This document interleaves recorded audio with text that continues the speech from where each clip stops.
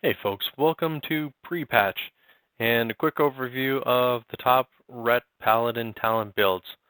I know with Shadowlands landing, we've got a bunch of talents back. My talent bar is looking stacked, and you'll see Ret is going to continue to be a fair bit of fun. Looking at where we're at going into Pre-Patch, Ret has some really fun big burner builds to it. And what do I mean by that? This execution sentence build that you see here is actually going to be a ton of fun to play with. We've got multiple cooldowns all over the place. So not only do we have our typical Avenging Wrath, you can see Seraphim and Final Reckoning are here, and that gives us a tremendous amount of single target burst capability. It's going to be pretty addicting here the next little bit. So we'll touch on it really quick. This is a classic, bringing back Execution Sentence in Tier 1, Blade of Wrath for Tier 2, Fist of Justice, that's my go-to. I like having my kick available as often as possible. Unbreakable Spirit to get the improved cooldown on your bubble, or Lay of Hands, or Shield of Vengeance, obviously. Pumped to see Seraphim come over from the Prot Pally build. It's going to fit really well with where Red is here, and it's going to be really fun. It's going to become a little bit more of a staple, I think. Tier 6, Selfless Healer is the absolute way to go. And then finally, Tier 7, like I mentioned, Final Reckoning. Having an additional cooldown, especially a cooldown on a 1 minute rotation, like this is going to make Ret pretty darn busy. I think we'll feel a little bit of the global cooldown change pain, but overall, this is going to be fantastic.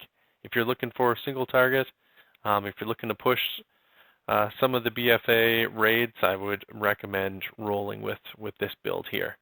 Now, if you're thinking about maybe going with a little bit more of an AoE build, or maybe running some Mythic Pluses, or any kind of capability where you think you're going to need a fair bit, there's a couple other options that are here. And the one that I like, I don't want to tell you the most, but that I think is a pretty good go-to right now, is if you have the Vision of Perfection major, and get it up to like rank 2, maybe rank 3, somewhere along those lines, you're going to see a couple elements that are going to stand out here. So first off, you don't have to go with Execution Sentence. You can stick with kind of the go-to through BFA and a portion of Legion, the Righteous Verdict. Tier 2, Blade of Wrath, no change there. 3, Fist of Justice. 4, Unbreakable Spirit. The 5th tier, that's probably where you're going to see a little bit of a change up. Rather than go with Seraphim here, Divine Purpose is actually a really good way to go. And if you're new to Ret, this will make life a little bit easier. Just having the 15% chance to make your next holy power ability free and deal 20% increased damage, that actually fits really well with the damage increase you get from Templar's Verdict. So they kind of complement each other pretty well. Alternatively, if you're looking for a little more burst, you could also take Holy Avenger. I'd like to see what that looks like over the charts, though. I think Seraphim is slowly going to take priority overall.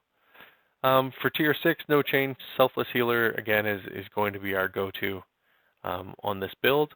But finally, on Tier 7, a little bit of a change. We're going to go with Crusade rather than Final Reckoning. Being able to get the increase to your haste and have that stack up is pretty substantial. It's also one less cooldown if you're completely new to Ret that you need to manage. So keep that in line. Again, it's going to be a ton of fun.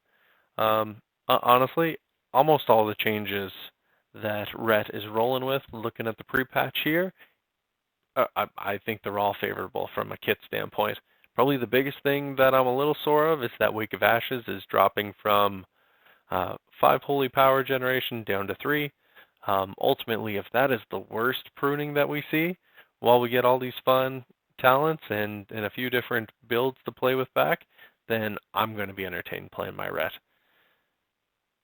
Alright folks, that's it. Let me know the differences between the BFA build, the Shadowland build. You want to talk about that a little bit. The GCD changes, if there's any other gameplay changes like losing corruption that anyone has any questions about. If you made it this far, hit me up in the questions. I'll get back to you as soon as I can. Thanks for checking out the video, and we'll see you in Shadowlands. Take care.